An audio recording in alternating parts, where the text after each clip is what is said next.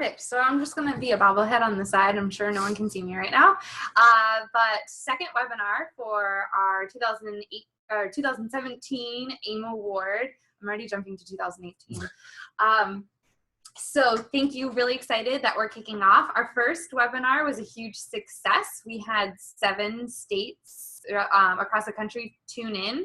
And over 100 people. So we're really excited for the first turnout, and the fact that we were able to get this group together for a second webinar was even more helpful. So we will focus our conversation today on organizational culture, internal culture, and stay there just for this webinar. Maybe we'll get a part 3, we don't know. So AIM Award has been around for quite some time now, over 20 years. And every year we like to pull the best practices out from the what we found from all the organizations. And this year we had the opportunity to share them with many of our peers across the country and not just here locally. So been super exciting to see the evolution of this kind of happen. So I just want to say thank you for being here and sharing all of your wonderful practices with the sector, and hopefully they will learn and take some of them away from you. So kicking off to our wonderful moderator, who's also been a committee member and the wonderful partner of the center, Susan. Hi, and good morning to those of you on the East Coast. I thought I'd sort of startle the panel so they could go, is it morning? No, it's afternoon. Good afternoon to those of you who are east of the Rockies. So today we're here to talk about organizational culture. But first, I'd like to introduce myself and give you a little background. I'm a nonprofit consultant. I've been a nonprofit development director, a nonprofit communications director, and a nonprofit executive director. I've also served on 6 nonprofit boards and been president of 4 of them. And I love nonprofit work. I love the joys of nonprofit work. So I'm really happy to be here today.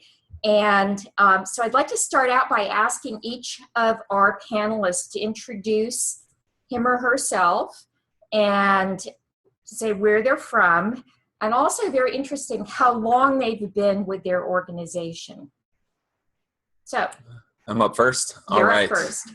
My name is Jake Lloyd. I'm the Director of Digital Communications and Campaigns at DC Scores, and I have been with the organization for just over 8 years. Good afternoon. My name is Katrina Owens. I'm with DC Scores. I'm the Chief of Staff, and I've been at DC Scores for about 11 years.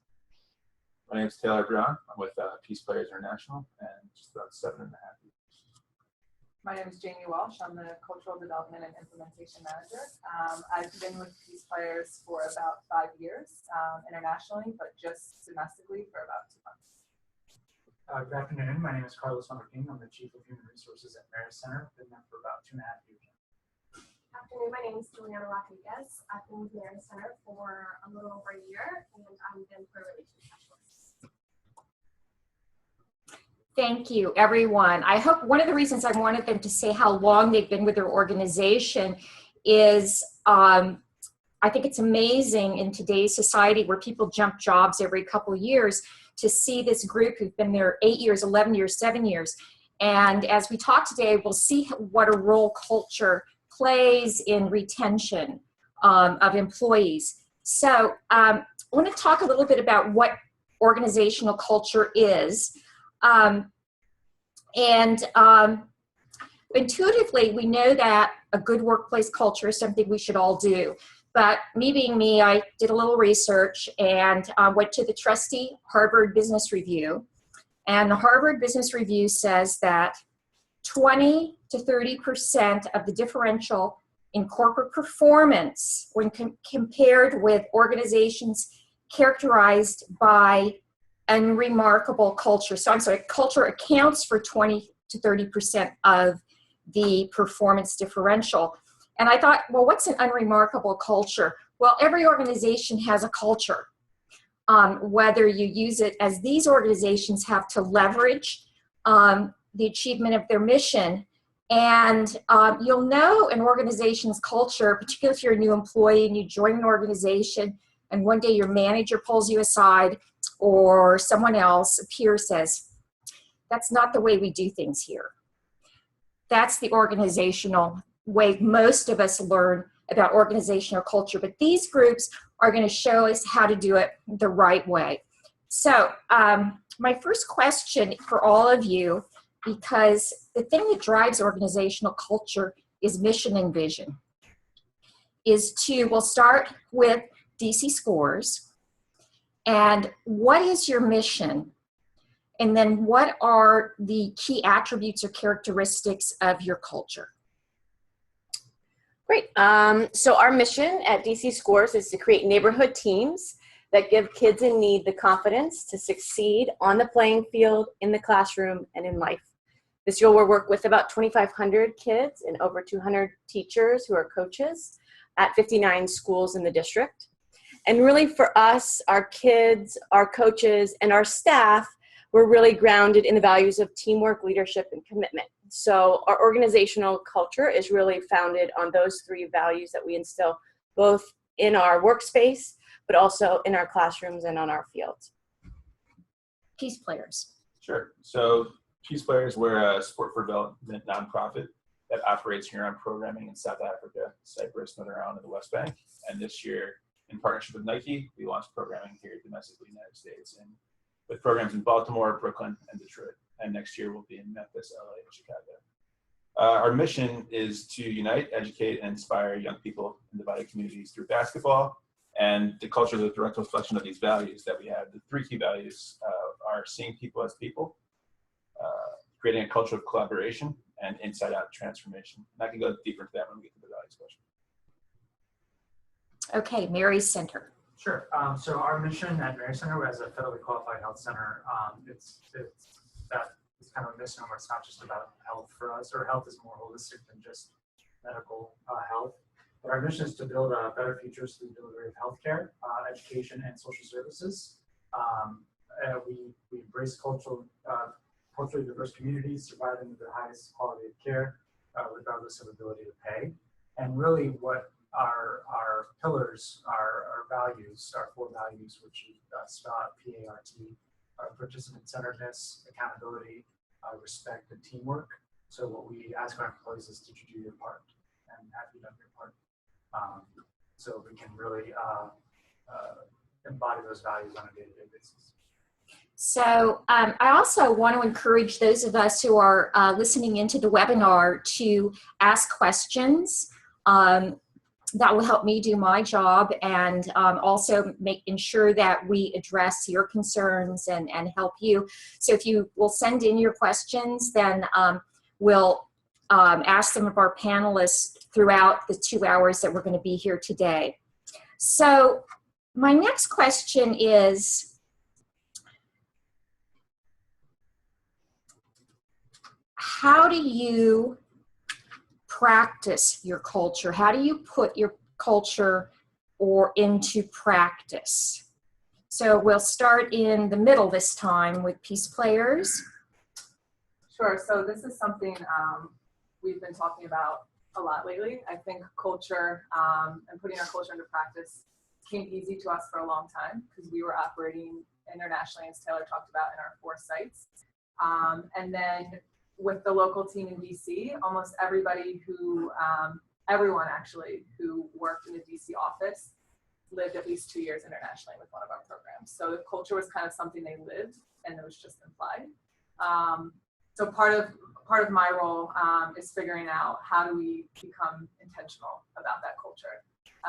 And it's definitely been a process, and kind of from the start of PeacePlayers, we've built a relationship with the Arbinger Institute. And what they do is they work with organizations and people around curriculum that centers around human behavior and motivation. So kind of the 3 core values that Taylor was talking about, seeing people as people. And one of the big things is mindset. So how do we go from an organization that's not inward focused on, how are other people impacting me, but how are we impacting other people? So we kind of try to create this outward mindset and seeing others as people through a strong onboarding process, and that's something that we're still developing through a lot of training and staff development.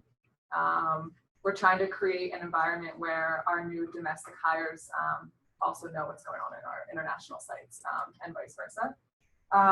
Continuous learning opportunities and just making sure that we're collaborating, because being intentional with that culture when you're in so many different places isn't. So how do we make sure when you go to a PeacePlayer site in South Africa and in Detroit, maybe it looks a little bit different, but that the same values are there. So it's a lot of collaboration with people from different sites and being intentional about our onboarding and staff training. So could you give us an example of a continuous training opportunity?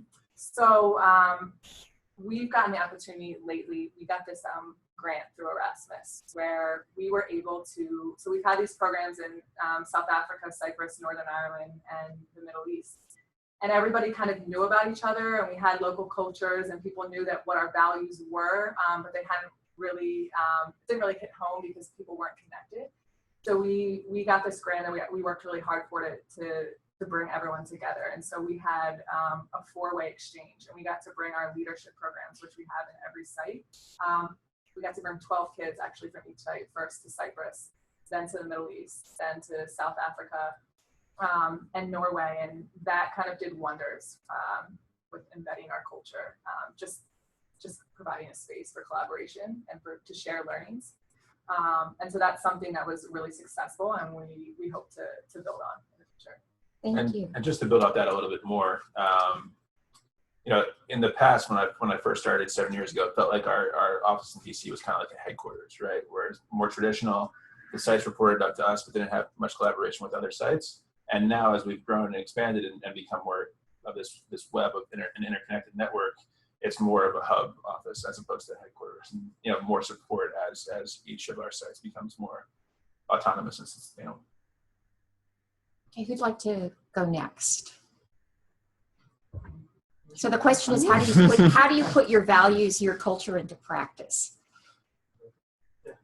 So similar to our colleagues here, well, first and foremost for us, and maybe it's just because we're HR people, so we're a little bit biased, but for us it starts with recruitment and onboarding.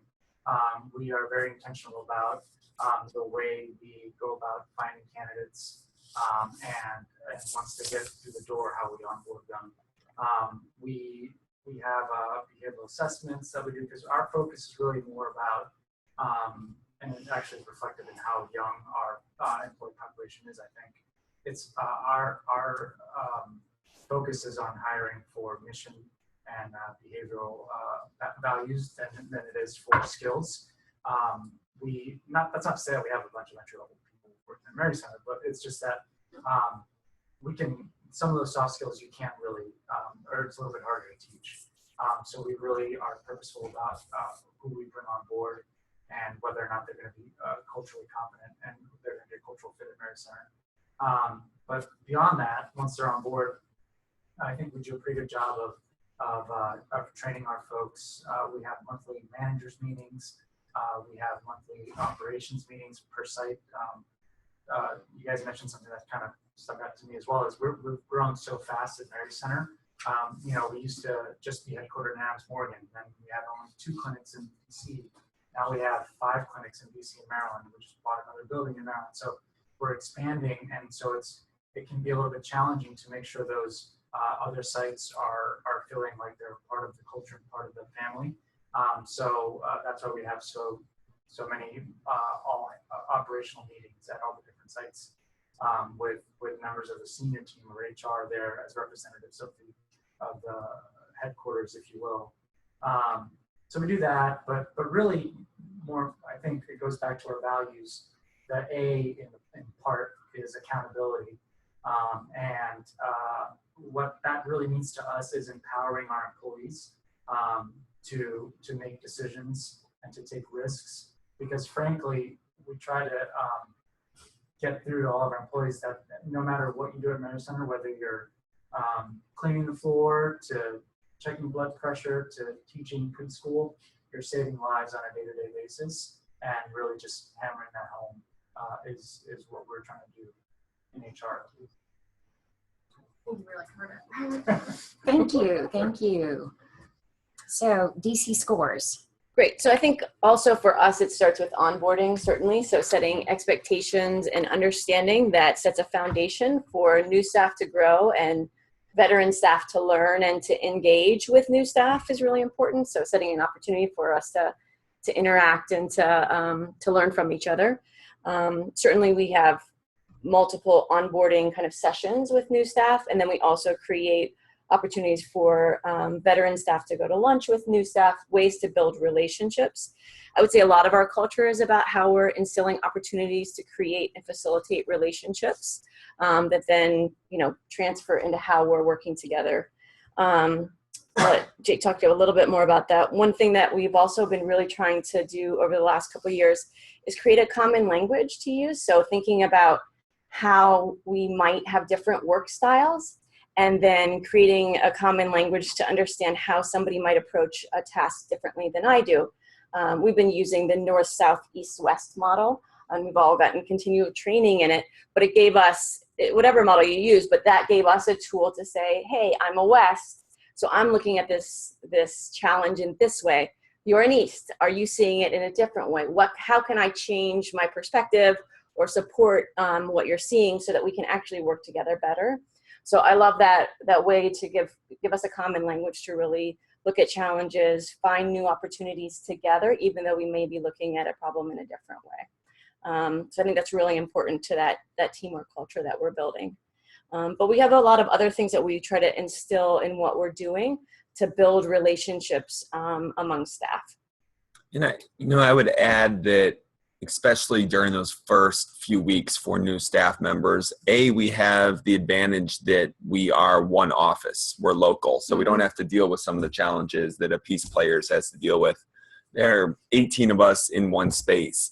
So just by the new staff members seeing the veterans and how they go about their day-to-day and their dedication to DC Scores and their collaborative attitude and their teamwork. If someone, for instance, brings our DC Scores van and needs it unloaded, just like that, they ask and 5 people go downstairs to take a break from whatever they're doing to unload the van, that kind of thing.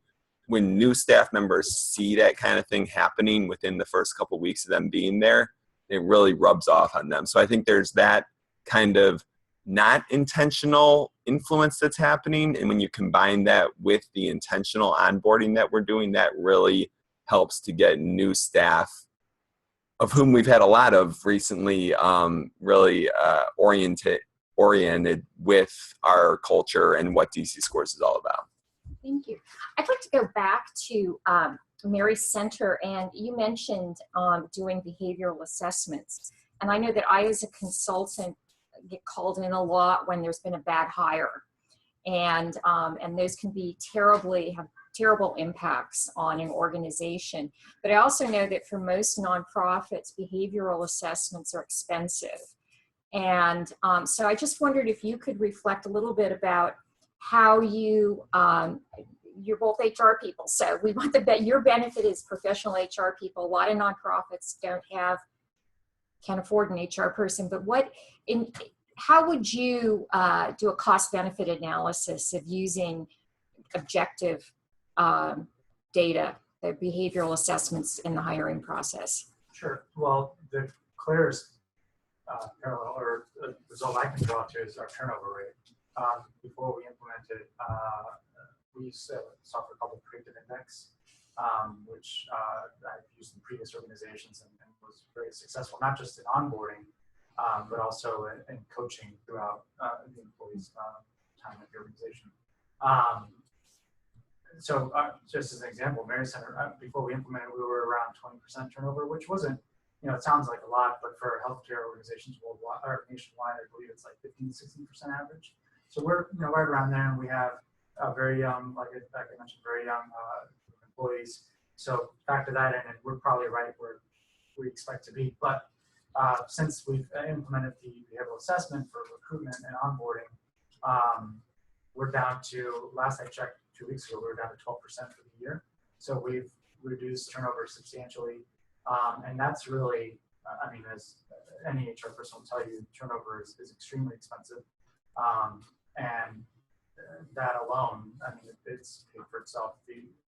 But it's more than just the cost associated with doing behavioral assessments. It's the training that goes to not just the HR staff, but the hiring managers. It's kind of a mind shift to use that extra data point when you just, a lot of times people just hire by their gut or by what's on a piece of paper. So it's a lot of, it's changing that mindset of is this something that we want to, is this data point something that we can use to coach this employee? Is this time that we want to invest in this employee if this data point says that they're going to be a little bit of a challenge or, things like that. So it's more than just, to me, a cost that goes along with it. It's the time and the commitment that goes to making those decisions when it comes to hiring and onboarding. And I think something that also adds value to the software that we use is that we don't just use it when we're hiring and onboarding candidates. It's also something that we can use as a coaching guide and as a behavioral guide once those candidates are already on board. If managers are having any problems, any issues, it's something that we can see how their behavior assessment came up when we were hiring them, and we can use that as a tool to know how should this manager speak to this person, how do they respond best to criticism, things like that. Thank you. So do any of the rest of you use a assessment tool in the hiring process? We do not, but we'd be willing to explore a free trial. Okay. Well, we don't either. The one thing I think that is unique about how we've done hiring in the last 2 years, we don't use an assessment, but we do use, it's almost like all staff on board to interview. So it gives us a lot of great different perspectives. Like we do these crazy mini interviews. We'll have candidates come in and they have 30 minutes with Jake, and then they'll come see me, and then they'll come see a program team member. So they actually get to talk and we get to interview from very different perspectives within the organization, which gives us, I think, an interesting perspective on the candidate, and the candidate a great perspective on who we are as well.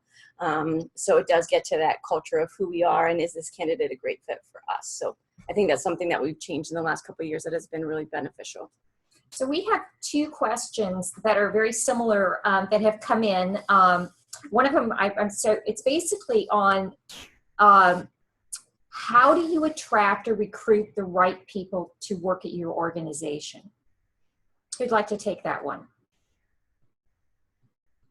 I mean, I would just go back to what Katrina just said.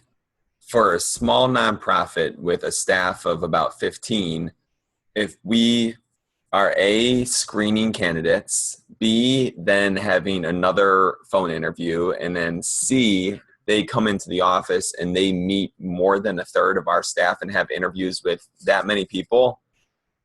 From that, we as a staff have a pretty darn good idea of what this candidate is about, not just from a skills perspective, but from a culture perspective, and if they'll be a good fit. And on the other side, they probably know right then after that 3rd round if they want to work at DC Scores. So we feel really confident that that comprehensive process is effective and brings in the right people. So how do you make sure the right resumes come in? Right. I think that's a challenge. I'd love to hear how other people do it too, and so we can learn from you. I mean, we've tried a bunch of different things. So one is just to look at other partners. So sending out our job descriptions or open positions to other partners in the art world, in the sports world, in the universities, so that we're getting a different group of candidates and that more people are hearing about the opportunity. So we've tried to be more diverse in how where we're posting and who we're posting with, and we send it out on our social media. But I think that that's a big challenge about how to get candidates who want to engage and broadening that base of who we're getting resumes from. I think we're in a similar space. It's how big of a net you want to cast, right? You want to post it on Indeed, and they get 124 resumes, of which 4 will be solid resumes, based on the need, because people just apply to anything.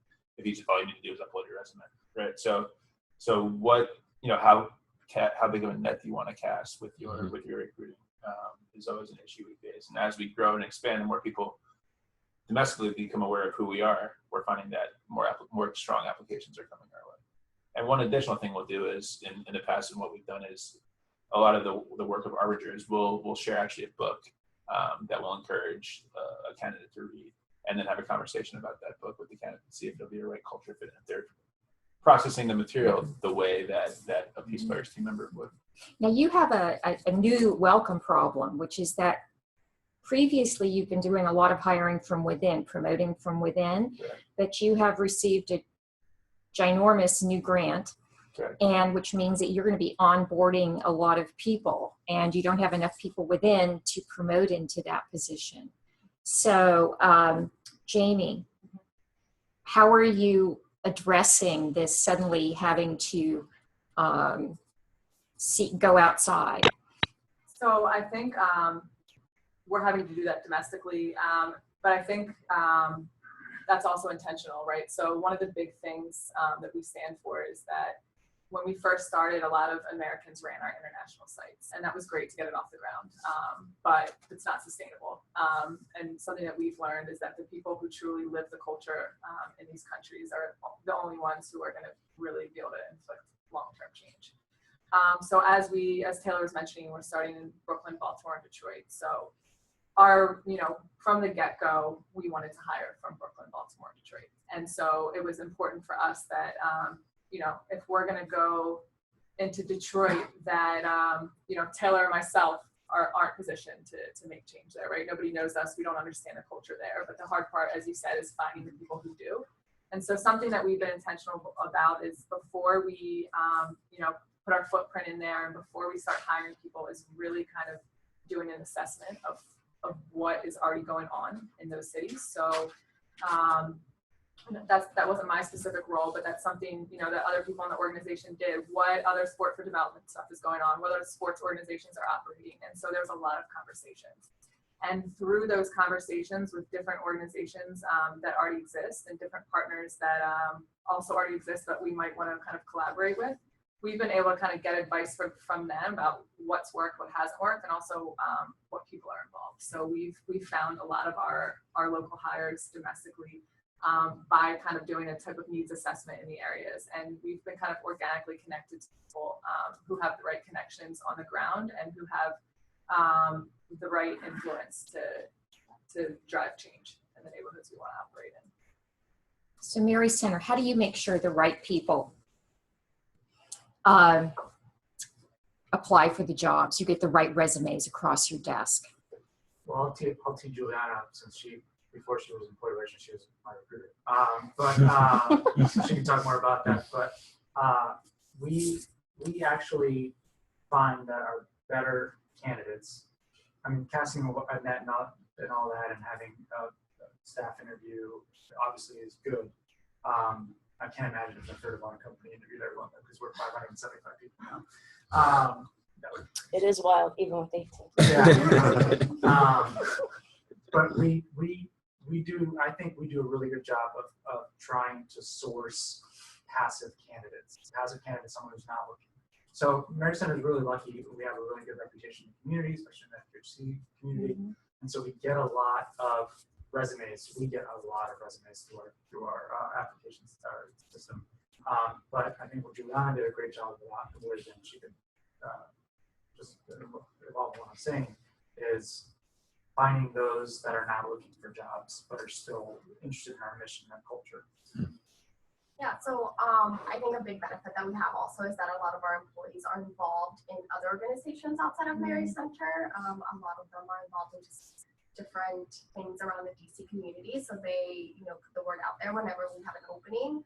I think internal employee referrals is something that we definitely utilize a lot of, but just our employees being part of a therapist organization outside of Mary Center here in DC, so they'll send out an email to their listserv just letting them know that we have a position open, and then those people necessarily weren't going to look at Mary Center and were looking for a job, but now they'll know that something's open. They know somebody who works there, they've heard about us, and utilizing things like LinkedIn and just really going after people who aren't necessarily looking. Again, just people who have a passion for the nonprofit space and reaching out to them, and maybe being a little annoying as a recruiter, but It's definitely more work. It's more time consuming, right? It's easy to sit back and just wait for resumes, and you might catch one or two out of the 50 or 60 that you're getting.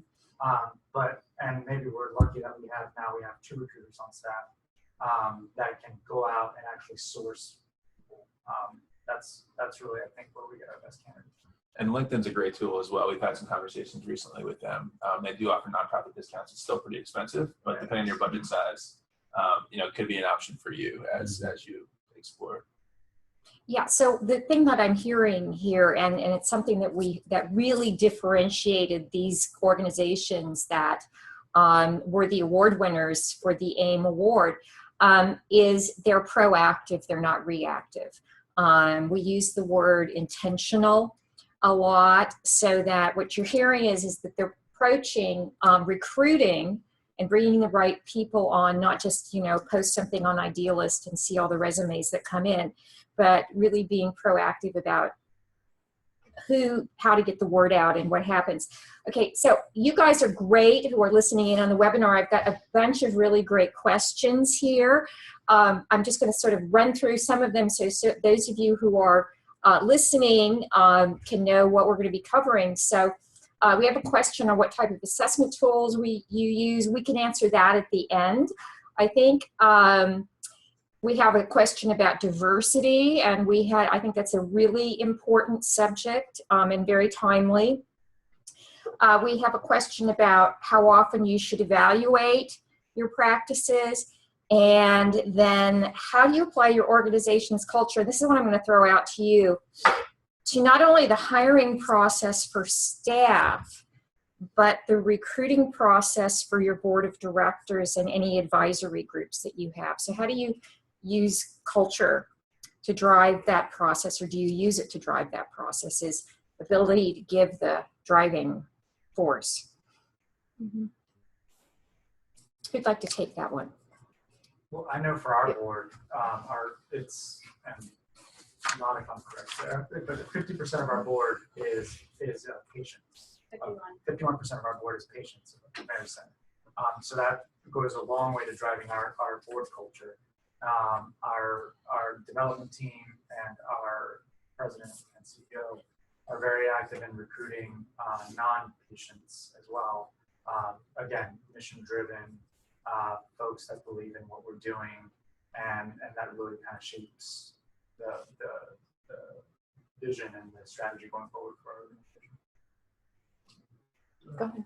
I was just going to say with our network, and as we've grown, it's almost like they've been kind of in the pipeline for a while by the time they become a board member, right? So they've been engaged. They might have visited a site before with their family, and then after they're fully invested, then the board onboarding or initiation or induction comes to fruition. And then in addition, we have a leadership council, which is almost like a junior board, where people mid-career folks in their 30s or 40s, or that's kind of the target demographic, where they can become invested but not have to give or get financial commitment of a full board member, but still be actively engaged in the organization, support events, and become involved with the source. Okay, so one of our listeners, and we sort of addressed it at the beginning, but I think it will help us go forward if we talk about it again, and they specifically said, what is your organization's culture? How do you describe your culture? So I think we're looking for some of the soft stuff, some of the stuff that isn't in the, in your value statement. Well, I think for us, Katrina talked about TLC, teamwork, leadership, and commitment. And when I think about our culture, it is, are we embodying what we are coaching to our kids on the soccer field, in the classroom, and in these communities? If we're not embodying it as a staff, then we are not doing a good job of really exhibiting what our culture is all about. So that goes back to everything that we do in our office, from being collaborative to helping each other to having lunch together every Monday and bonding through that, to getting coffee together every Wednesday morning, to doing other activities both in and outside the office that strengthen our team, regardless of whether we are a team that's been together for 2 years or we have 5 new employees. Because as you know, with any team, and we see this every single fall with our teams across the city, You've got a lot of new kids coming in. You have some older kids, and they have to somehow mesh and come together and really become a team. And that's the biggest challenge with any group. And I think if we are doing that internally with our staff, then it really translates to what we are coaching out in the community. So that's what culture is to me. So let me do a follow-up on that. So you say that you have lunch together every Monday, which I think is an absolutely terrific idea. Mm-hmm. But having worked for a nonprofit, I know that I've tried before and have not been successful. So I'm looking at advice from you to start things like that. Mm-hmm. But because what you're working on, your mission and your clients are vulnerable, and and you've got a program that's really important to deliver, it suddenly happens that people say, well, I don't have time to have lunch on Monday. So, it's more pressing for me to be out there. So how do you implement a program and sustain a program of staff having lunch on Monday? We're flexible. It's not mandatory. If people have important meetings or deadlines they need to meet, then absolutely they should attend to those. But I do think that, and it goes back to what I was saying earlier about just indirectly longtime staff influencing new staff, is that, hey guys, it's important to take part in these activities. Those emails can wait. If there's something that's really pressing, by all means attend to it, but we really want you to engage in these activities. And I think the other thing is that we do it every single week. We do the staff lunch every Monday, the coffee every Friday. We go to food trucks the coffee every Wednesday. We go to food trucks every Friday. So if someone misses even 1 or 2 or 3 weeks in a row, they know that it's happening again the next week and the week after that. So the fact that it's always going on every single week, I think makes it more available and accessible to all staff, regardless of how busy they may be. I think one of the other things we do is that being intentional. So our organization is divided into program staff, communications and development, and admin. But one example is that on Thursdays we have elementary school game days. It's 30 fields around the city, and everybody is engaged in that game day. So almost everyone in the office is going to a field and is a field marshal. So that is something that, one, reminds everybody about our mission and why we're engaged in this work. And two, is a way that C&D and admin are really supporting programs. So making an effort to ensure that we're going back and forth to support both sides of the organization. And that's one thing that's intentional, and we make mandatory for staff. Because there are 12 Thursdays out of the year, we can make that happen. So I think those, combining some of those things that are optional but consistent, it has to be consistent with things that are also, let's make this happen so we can all remember our mission and why we're here, are really important drivers to get everybody together. Yeah, I think that's a real important takeaway I know all too often, having been a development director, is that you spend all your time with major donors, and and then you run over to program and say, I need a story and to tell somebody. And the truth is, a development director should have those stories based on their own experience with the different programs. So Peace Players, so describe your organizational culture. So our organizational culture is, what we try to make it is a direct reflection of our values. So one of the big things that we preach, and we keep bringing up Arbinger again, but that's such an important part of our culture, is seeing people as people. So just in the nature of what we do, we're working in high conflict areas. So that's extremely important to see the humanity in another person, whether it be with Israelis and Palestinians, underserved communities and police officers, or Protestants and Catholics. Being able to see the other person as a person, and being able to think about their challenges, their needs, their goals. The second part of our culture that's important is collaboration. So, as everybody knows, being a nonprofit, you have to wear multiple hats, right? And so figuring out a way that we work together and that we're not, we don't get stuck in kind of our separate silos, but really being a place where we can learn from each other. And then, the third part of our culture is this inside-out transformation of not just expecting others to change and inviting others to change, but really starting with yourself. And that goes back to the way you see people. And this outward mindset focus that we have through Arbinger is, again, what I said of measuring our impacts by what we're able to do for others. And so something, just as a follow-up, something that you guys at DC Scores were talking about is how do you sustain that and how do you remind people of that? So something that we do is something called an accountability report. And so to talk about this outward mindset is great, right? But people forget about it quickly when you get stuck in your job and just figuring out the day-to-day. So what we do is every Monday morning, everyone in the organization has to put together an accountability report. And what you do on your accountability report is you first address how you can be helpful to others in the organization. And that fosters that outward mindset. And then you also write down what the big things are going on for your week. So we're all in different places, right? So how do we create that cohesiveness and at least have everybody know what's going on in each other's jobs? And then the third part is asking for help. So you're outlining all these different ways you can help others, but then recognizing that you also need help to do your job and that you can't do anything alone. And so this is a way where we kind of try to get that outward mindset going every week, and a way for us to ingrain our culture every week, because it's hard to do at all times. And so that's something that we've implemented kind of recently to be able to do that. And so are these accountability reports shared among, they're open to everyone and posted so everybody can see what everybody else is doing? Mm-hmm. And that's a way for Taylor and I to see what our executive director is doing, and for our program coordinator in Detroit to also see what everybody else is doing in the office. So it's also a way of, it's a big way to connect each other. And I know DC Scores, we talked about communications in the first webinar, and you post very similar things. Your executive director does an email on, is it Mondays? Mondays. And so that everybody knows what everybody else in the organization is doing and their priorities. Mary Center, describe your culture.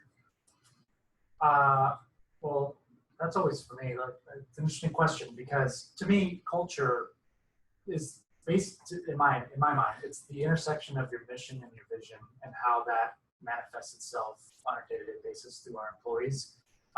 And I would describe that as, back to our values, just being community focused, culturally sensitive and responsible. We have, and we try to embody that from a leadership perspective, just on a day-to-day. Again, empowering our employees to make tough decisions, to come up with big ideas. But it's just community, patience first. It's really what I would, I don't know, what do you?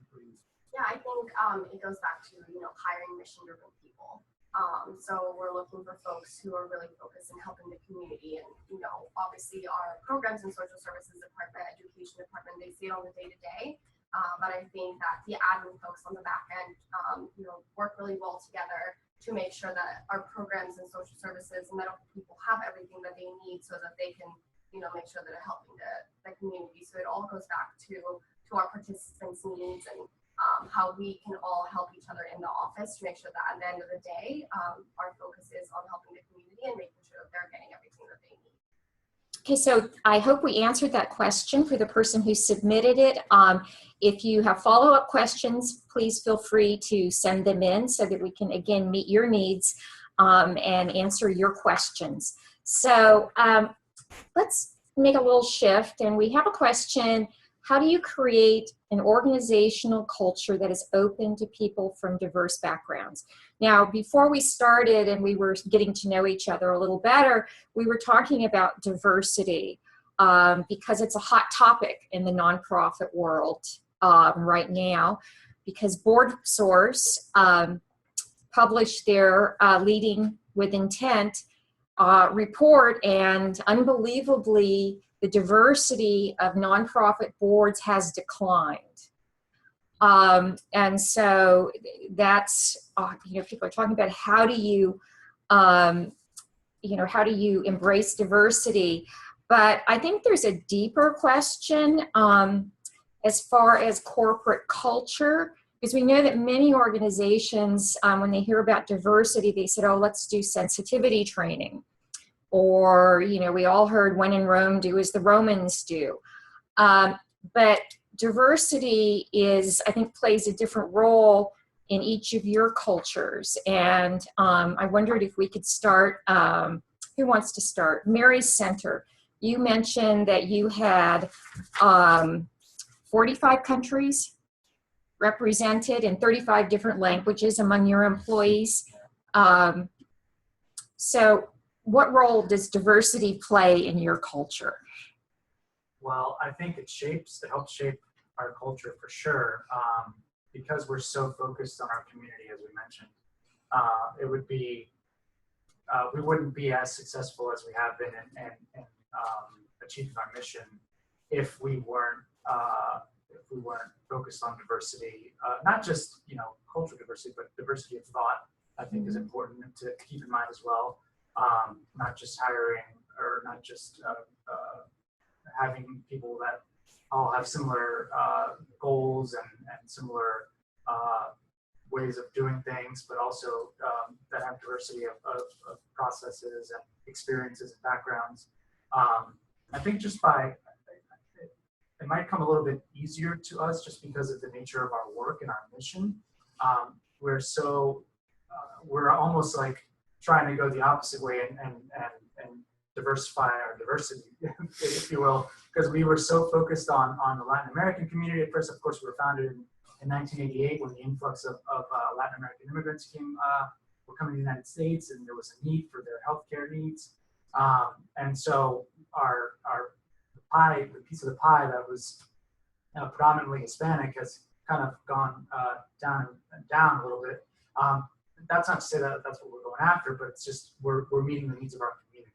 And so if the community is getting diverse, which means, you know, less Latin American immigrants, more African American, more LGBTQ, whatever it is, we are able to pivot and focus on the needs of the community. So, Peace Players, you're a hub, and you're now located in diverse locations. There's differences between Brooklyn and Detroit, but there's also huge differences between Belfast and Jerusalem and Cyprus. So how do you approach diversity? What role does it play in your culture? Sure. So as Jamie mentioned before, local leadership is a huge piece of what we do, and having, you know, people from the markets that we work in be the local leaders and the faces of the organization, which helps not only with the management of the organization, but also the fundraising piece of it as well. As Jamie mentioned before, it used to be Americans running these programs in the foreign countries, and that just was not sustainable from a management side and also a fundraising side. One thing that we're working on now as we enter the U.S. phase 2 is just the diversity of our board of directors and our leadership team. It isn't an issue that we've had to really face before. In terms of having, you know, a management team that is representative of our population, but it's something that we're intentionally trying to address, and it's actually it's on the agenda for our board meeting in October. So we just got a question here that relates to you, and the question is, how do you create a culture with all remote staff? You know, all your staff isn't, but pretty much a lot of your staff are remote. Yep. So as Jamie mentioned before, you know, it used to be that the culture wasn't strong. It was DC, you know, the Washington DC office, and then South Africa, and the DC office, and then Cyprus, right? And what these exchanges have allowed us to do, where, you know, we have a grant through Erasmus, which is a European funding source, allows us to bring our programs teams and our management teams together for week-long trips and week-long workshops. So that's been very helpful for us in terms of, you know, streamlining and becoming more efficient and effective, you know, because our program manager in Cyprus can now have a relationship and a conversation with our program manager in South Africa, which never happened before. So it's led to a lot of efficiencies coming about that never did before, because there wasn't that communication and collaboration that was happening across it. Now, are you using modern technology to facilitate FaceTime and things like that. Does that help with culture or not? We don't have like a go-to platform. We use Gmail for our web service, but people use WhatsApp, Viber, everything to kind of communicate. When I was first in South Africa, I think I shared this last time, 7 years ago, everyone had a flip phone, right? So there wasn't these options. But now, in South Africa, everyone had a flip phone. And now everyone's, on WhatsApp all the time.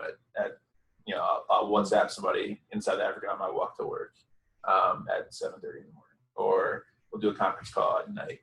So it's led to a lot more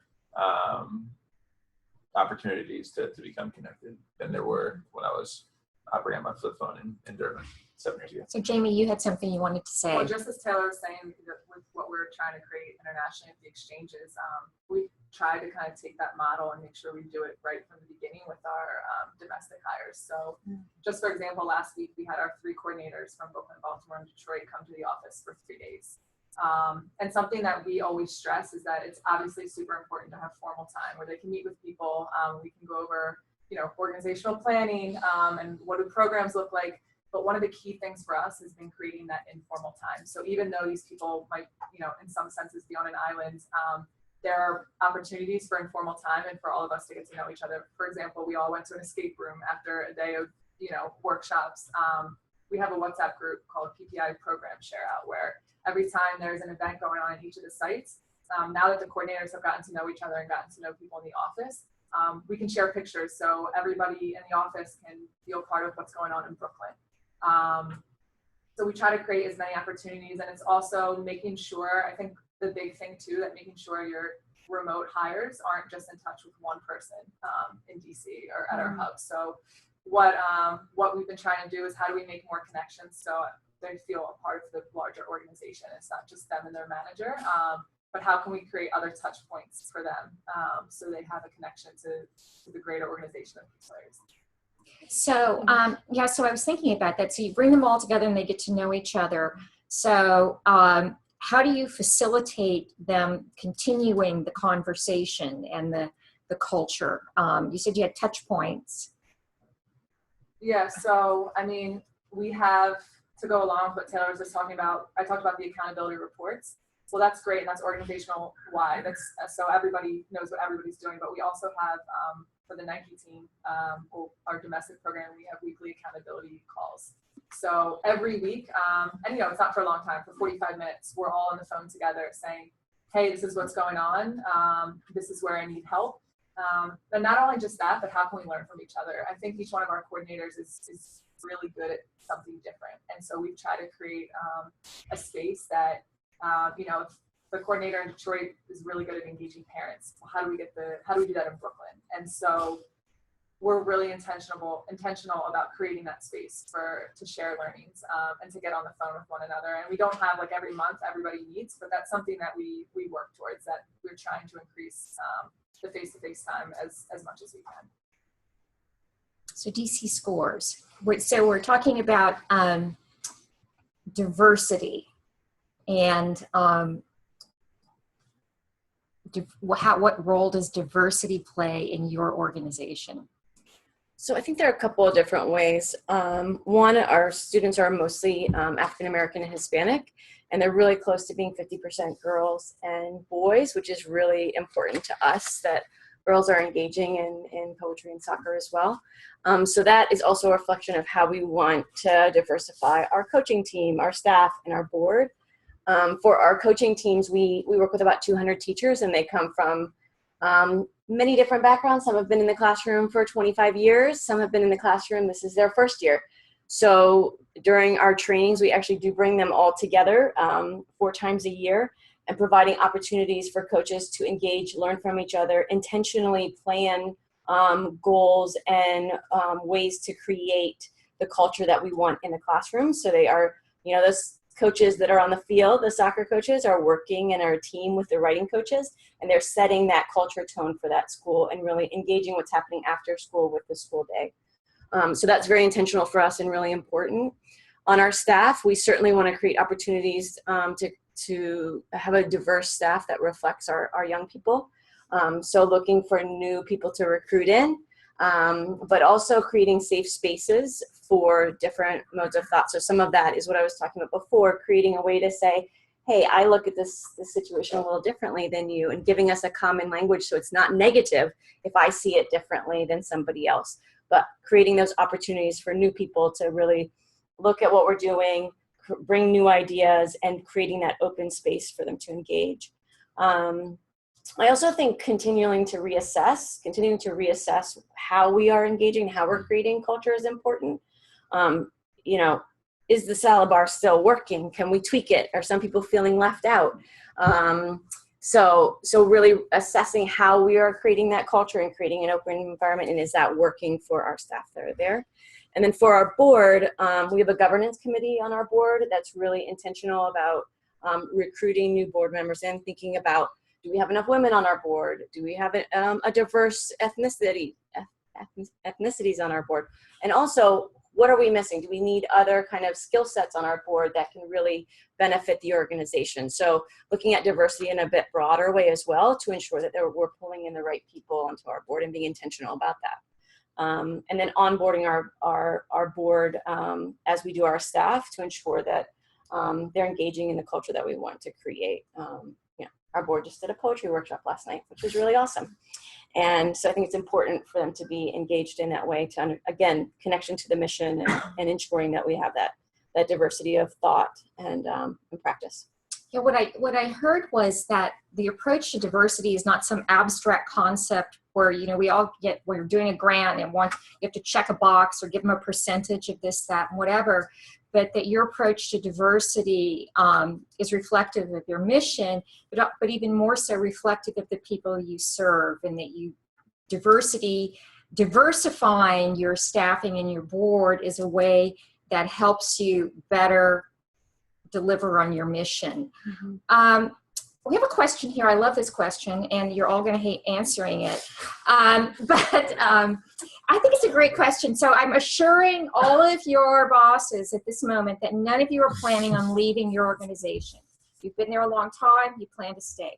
But if you were to go to a new organization, what is the one practice related to culture you would make sure to bring with you?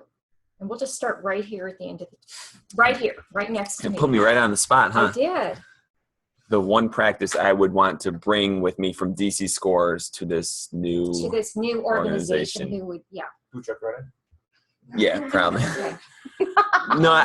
And recruiters tune out now, or maybe you can tune in, but they're not planning on leaving. I would just go back to, and I understand too that this isn't possible at all organizations, but Katrina mentioned the fact that even for staff like myself, where my job is 95% based in the office, I get that one experience every Thursday where I go out and see the program in action and see what all the fundraising and communicating I'm doing is actually helping result in, and that's kids getting the opportunity to play soccer. So I think regardless of what your organization does, what the mission is, if you are actually able to see the program, whether it's once a week or once a month or even 4 or 5 times a year, that to me makes it worth it, because, you know, we're working for a small to mid-sized nonprofit. We're not making tons of money. The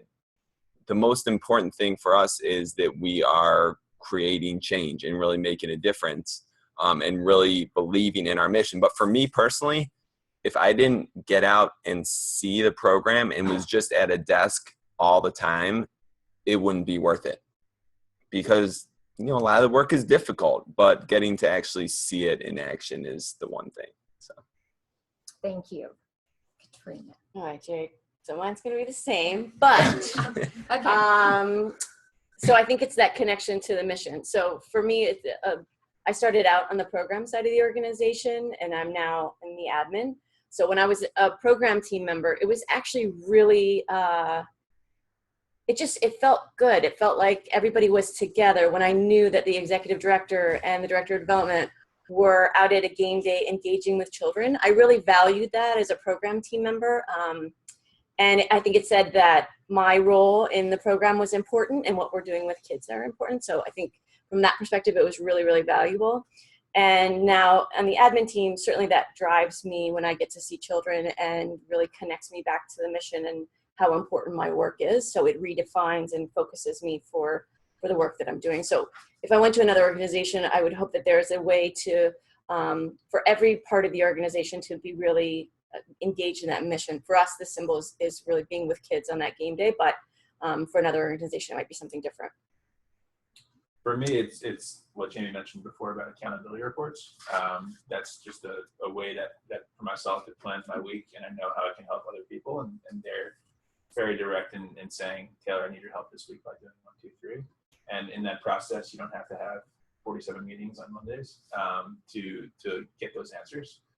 So it just is super effective and efficient way of coordinating, communicating with an increasingly growing team.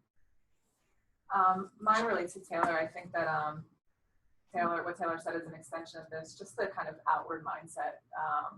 You know, the idea that you should measure what you do by how you can help your employees, managers, coworkers, by your impact is by what they're able to do as a result of your efforts. I think that whole concept was a little bit weird in the beginning, but I think it's that's helped me feel a part of something bigger than myself, and realizing that what we're trying to do is really tough, right? But like it kind of fosters a collaboration, and that it's not just about you, right? It reminds you that it's about the kids kind of every day, that type of thinking. And so it's also been something that I have been able to take out of the workplace and into my own personal life. So I think that's kind of one of the things about our culture that I think is the most unique, and that I would definitely take to the next place.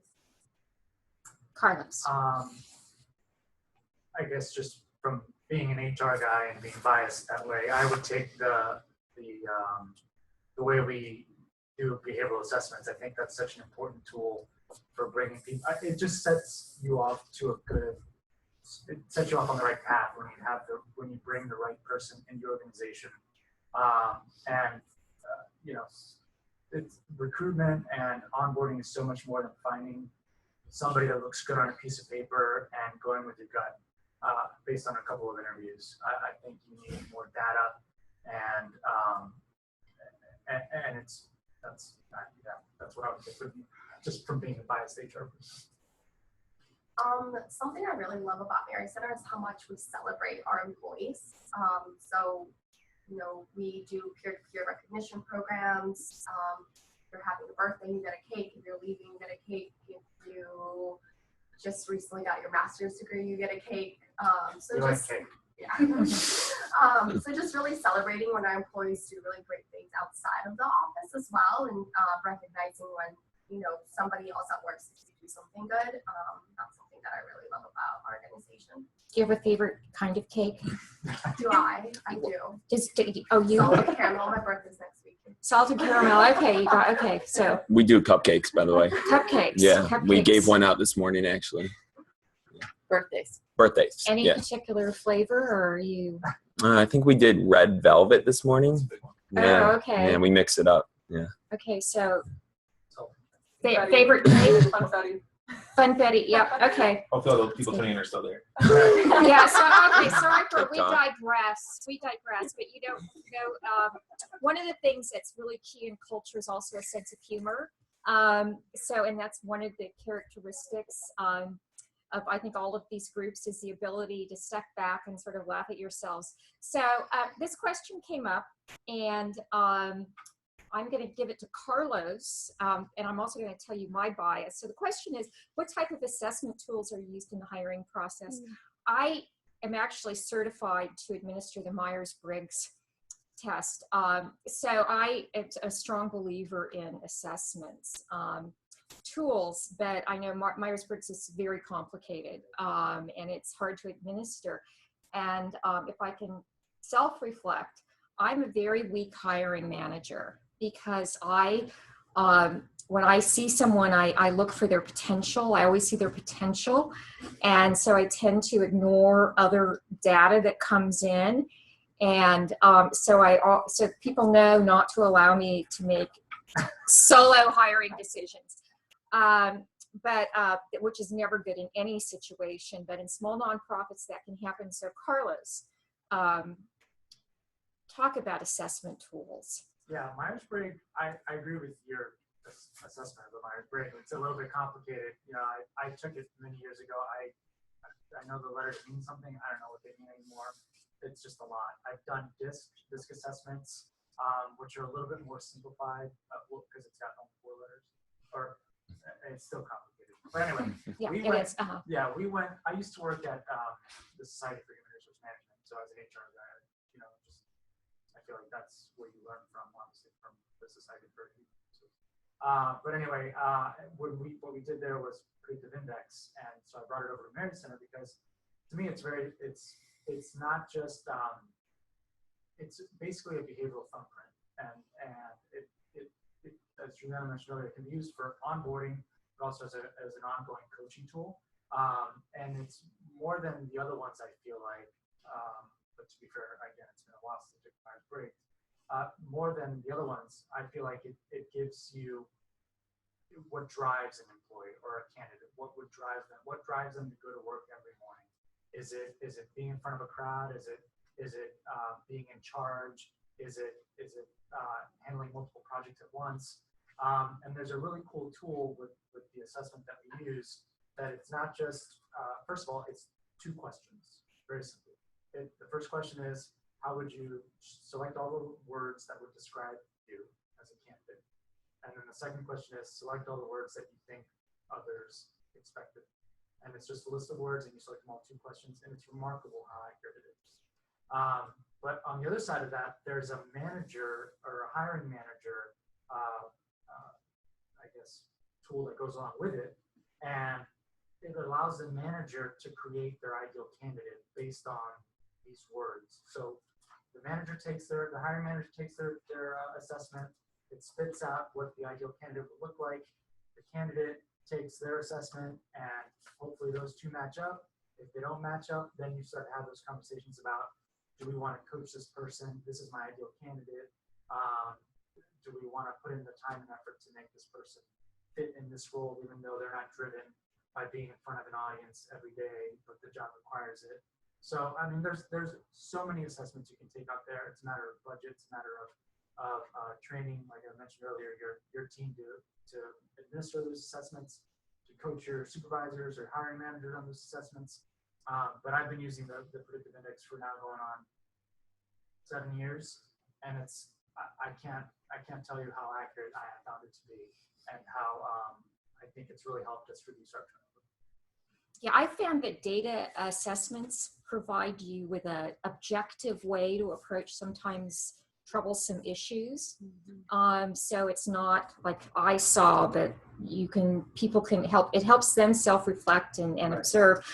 We have another question. It's clear that maybe this is a new webinar for the Center for Nonprofit Advancement, but there's a lot of interest in the cost-benefit analysis of various data tools, data gathering on employees, and I know Carlos could go on this in a long time, and I have my opinions about it. You probably do. So do you want to add a little bit more about that? But maybe this is a subject we could take up in another webinar about. Can I ask a specific question about that? So one is there's bias, right? So if there's a predictive index tool and I'm picking words, I'm not going to pick that I'm disorganized if I'm applying for a job. Right. Right.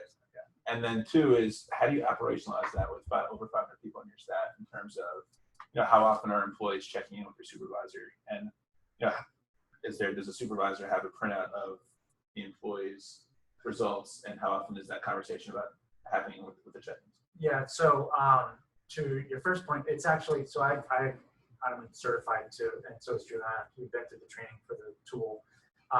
And you have to be a psychopath to cheat the tool. Like, it's crazy. No, it's crazy. Because the words you select are not like bad words. They're not like disorganized. Okay. They're not like, they are very intentional about the words that they choose, to go back to that word intentional. Sorry if there's any psychopaths. And So in terms of operationalizing it, so for the recruitment portion of it, that was easy because we own HR owns recruitment and onboarding. So that we just assess anybody that comes in for an interview. For the coaching portion of it, that's actually done more ad hoc. So if supervisors are having challenges with their employees, they might reach out to us, and our go-to would be, well, let's see what's really driving them, and let's see what's driving you, supervisor, and let's see where those two can meet and where we can find some common ground and some ways to resolve this conflict. So we don't, it's not, ideally, my goal in the future is to have, and some organizations actually have printouts of these, of whatever you're mapped out to be, and they have it posted on each person's cube or wall. So you know when you walk up to their cube, you're like, oh, this person is, XYZ, and that's how they respond best. That's something we'd like maybe in the future, but for now, it's just kind of ad hoc to resolve conflict, to coach employees who are having some difficulties, or supervisors who are having difficulties. And our supervisors receptive to it? It's almost like the baseball argument. I'm using analytics in baseball, right? Yeah, absolutely. Is the average manager at Mary Center receptive to this data? So we're lucky at Mary Center that our team HR is pretty well respected, and so that when they reach out to us for data or information or just coaching in general, it's very well received. And we have such a well-educated group of employees that the more data, the better. But that's actually important to say about assessments to whoever it was that asked about assessments. It's clear to keep in mind that it's good to keep in mind that it is just that. It is a data point. It is one data point in your hiring decision. Of course, interviews matter. Of course, resumes matter. Of course, cultural fit matters. The more data, to me, the better when it comes to making a hiring decision. Because the whole point is to reduce turnover, to me, because that costs so much money. And so if you can stop it, from the moment they walk through the door, because this is what drives this candidate, then you can help them thrive at the organization. Sorry, to add to your question about whether managers are receptive to it, a lot of times managers ask for it because they want to know, how can I resolve this problem with the employee? My first instinct isn't termination. I want to know, what can I do moving forward to help this employee succeed, especially if it's somebody who gets along really well with participants in the community and they really like the employee. The manager wants to know what they can provide for the employee to help them. So a lot of times managers really ask for that coaching guide and this is what their PI said, who is this person? Yeah, there is the concern with these data points is cultural bias built in. I wasn't sure if I was going to share this, but I'll quickly share this, that had the HR person come into me in a job and say, would you please help me write up the results of this person's assessment, because the person had assessed as a sociopath, and the hiring manager really wanted to hire this person, and he wanted to be very clear about making it clear that this person was off the chart. And but whatever we wrote wasn't successful, and they hired the person, and 6 months later, the organization was all over the news media because of something this person had done. It was predicted by the testing. So anyway, but you do have to, I find them interesting and fun, and a good way to particularly to work with people who are not particularly reflective about themselves, where you need to kind of nudge it along. But anymore, let's go back. So here we have a question that overlaps the last webinar. And it is, to what extent do you brand your organization's culture to the public? Now, I know when you write a grant that you probably brand it a lot, but how do you do that? Is that important to brand your culture to the public, to describe it to the public? Or is it just an internal? I think it's very important, yeah. I think with anything that we are putting out externally, whether it's on our website or our newsletters or social media, those words, teamwork, leadership, commitment, they're all over the place. They are included in our stories. I'm not going to sit here and say that every tweet that we put out has those key words in them, but for me, as our communications person, I'm always thinking with anything that I put out externally, how does this reflect our values, our mission, the kind of the key words that get thrown around all the time at our, in our office or at a game day. It's always top of mind. One of the things I really like that we've done, so a lot of people know us because of soccer and don't think about the amazing poetry that children are writing. So one of the things that I love is that we have these poetry cards. So kids' poetry on these just small cards, and wherever we go, we have them, we hand them out, we share them. I find them incredibly inspiring. I have them sitting beside my desk every day. But I think it's a neat way to share kind of our culture, that we are a team in the classroom, team on the field, and really valuing what our young people are doing and sharing that with the community. So sharing that writing that our students have done, it's also a way to just celebrate their work. I think that's important. For us, I think Mandy, who was here on our first webinar, is really, really into that. And historically, we haven't been as intentional in that way. But I think we will be moving forward, given Mandy's enthusiasm and energy as it relates to connecting with the programs and supporting the work of the programs. And just briefly, I would add, I think it's what attracts a lot of people to our program. So I know seeing some of that stuff out there in social media is like why I thought PeacePlayers was enticing. Whether it's talent or board members, I think it's important to attract the right sort of people who are attracted to that sort of culture or those values. So Mary Center. Yeah, I agree. I think we're not the communications people, obviously, but to a certain extent, when Juliana was recruiting, I think it's extremely important to communicate that to prospective candidates and talent. Yeah, it just goes back to using the words in part. So just going back to making sure that when we're interviewing onboarding candidates, we drive home fairness and accountability, teamwork, respect. So we're going to talk about culture, but we're going to talk about another aspect of fostering culture and things like that. So, which is about what role does place play in determining your culture. I was recently consulting with a nonprofit that was very siloed and very small nonprofit, and every person, even part-time person, had their own little office.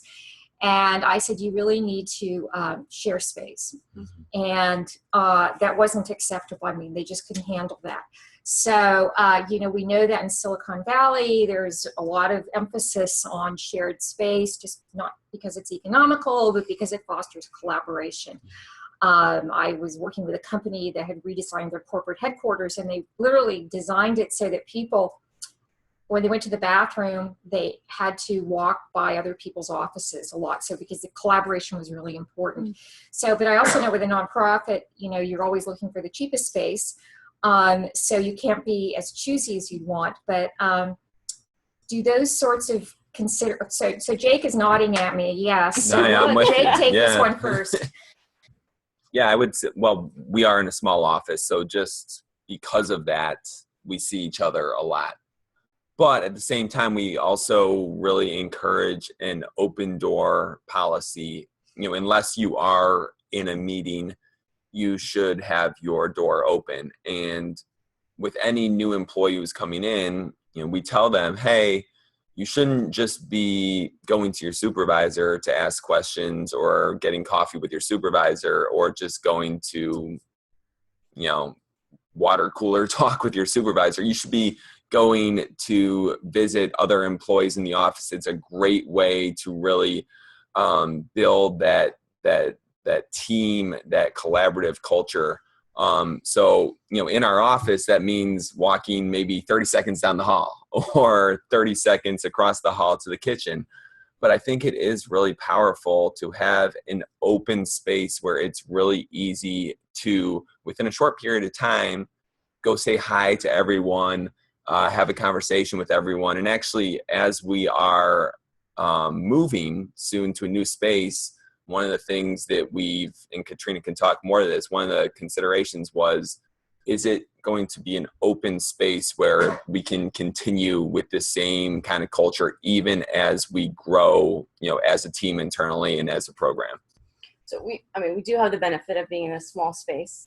So we have multiple people in offices, but we've also, over the years, we've been very intentional about who's in those offices. So when we do have some staff turnover or we change office structures, We're thinking about who needs to be together to foster additional relationships. Should C&D staff be with program staff so that we're not siloed?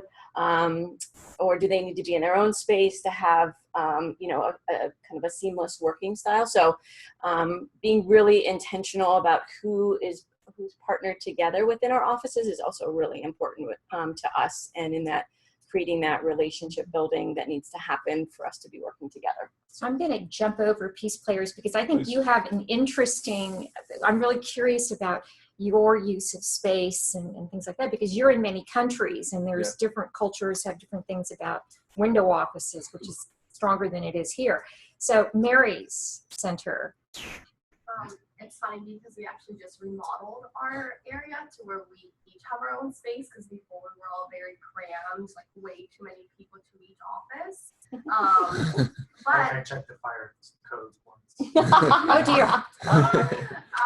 But one of the reasons why the people who have their own offices now have their own offices are people, like for example, myself, I have my own office because I handle with a lot of employee relations issues. So employees need a space where we can come in, we can close the door, we can have a one-on-one conversation. But we also do have the same open door policy. So you walk down the hall and everybody's door is open unless you're having a meeting that you need your door closed for any sort of reason.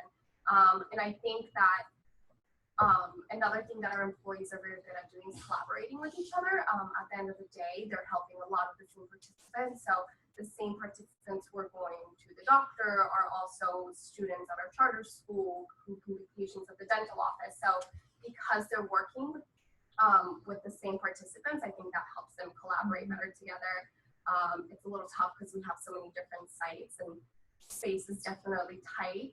But it's easy to just kind of pop into one of the other clinics, say hello to the director of operations, ask for the space to work, and you'll likely be working next to somebody that you don't typically work next to because you're in a different site.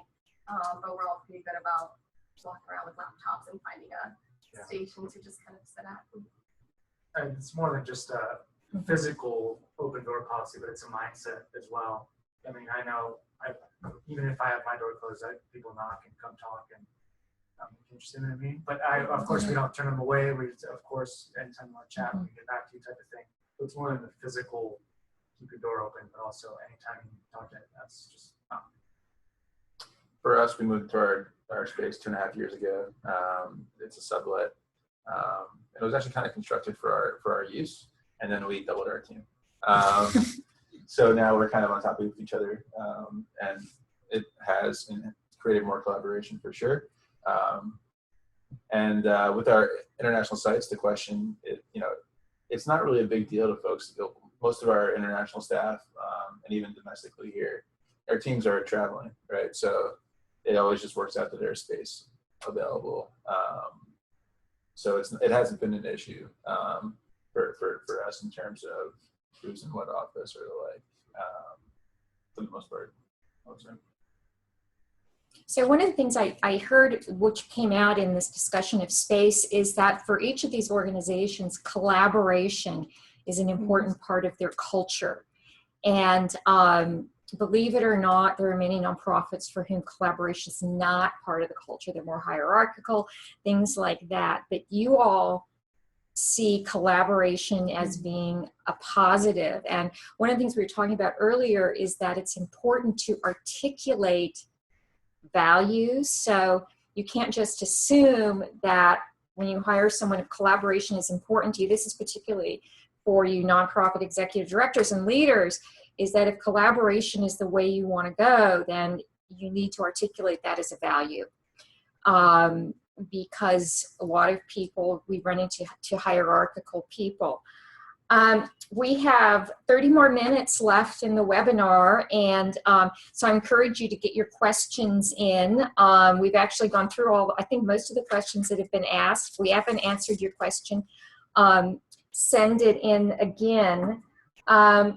So let's talk about what I just mentioned. What are some of the aspects to your culture that you don't articulate that trip up people?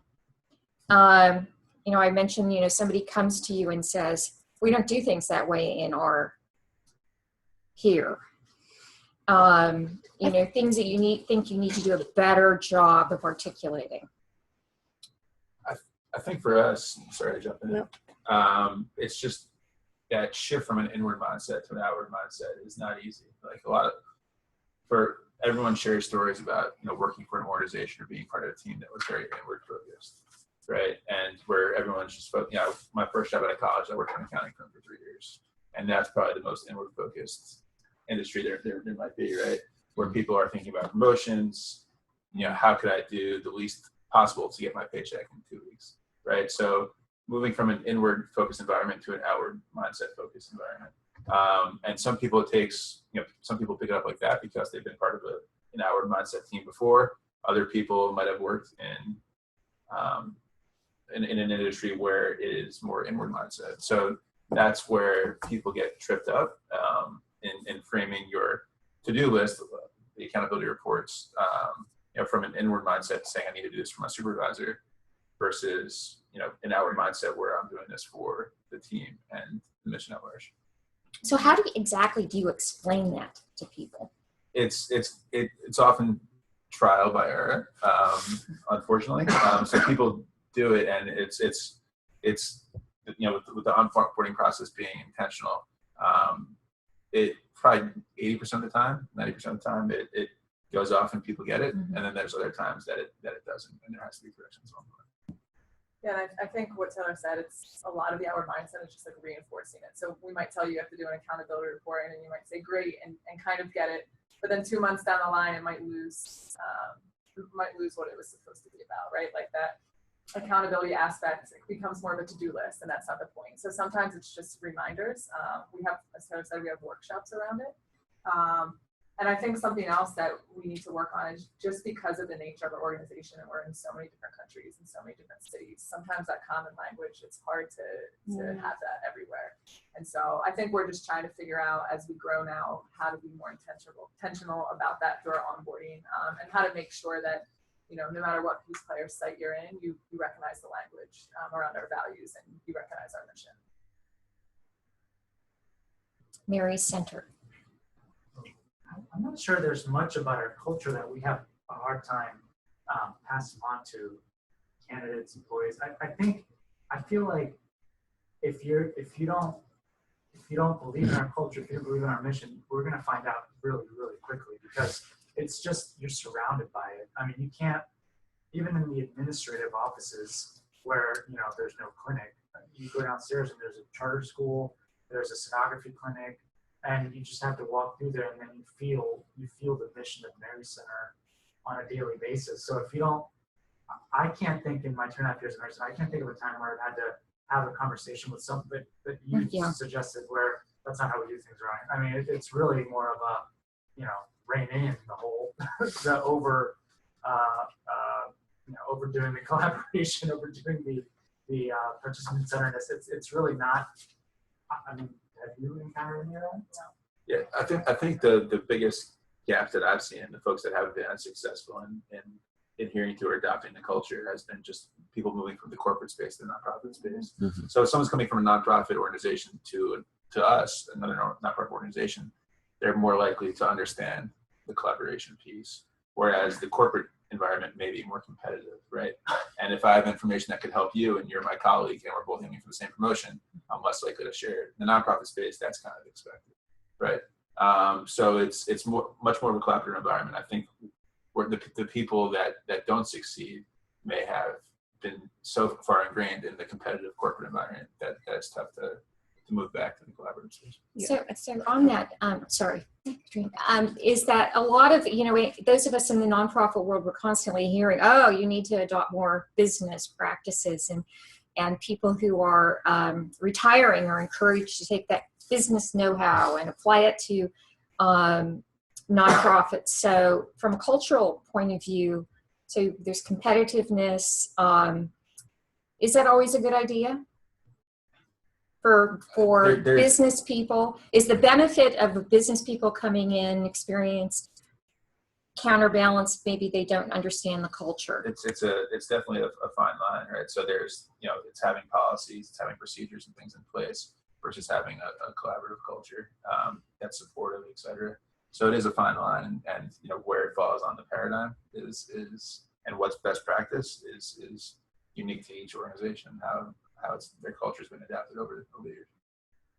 So Katrina, you were going to comment on. No, I was just going to say, I think similar for us is helping people who've been in that space or who've had a really hierarchical structure to feel comfortable engaging in a more open space. So, we've had staff who've had a really, a really tough boss who really wanted to be the answer all the time. And I think we've really needed, during onboarding, we're talking about creating open space, but taking the time for that to engage with that person one-on-one so they understand that change, that it's an open space. You can have a conversation with your supervisor. You can have a conversation with your executive director.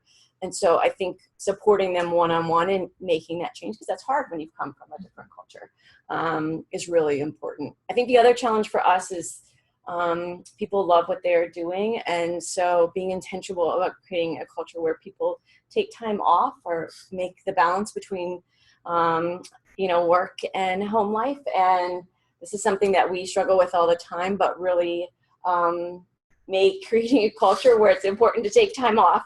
And that's hard. That's hard to do. And it's hard to support other people in doing that. And so I think that's a challenge that we always have. But we're trying to find intentional ways to support people in making time to take off and making time to balance out that work and home life. And just also saying no, because so many opportunities pop up for really everyone in every position at DC Scores, and everyone is so willing and excited about taking on new things, new projects, new opportunities, new happenings out in the community, which is great. But sometimes we have to step back just a little bit and be like, okay, how does this affect your overall workload? Is this a little too much for you? Are you maintaining that balance that Katrina talked about?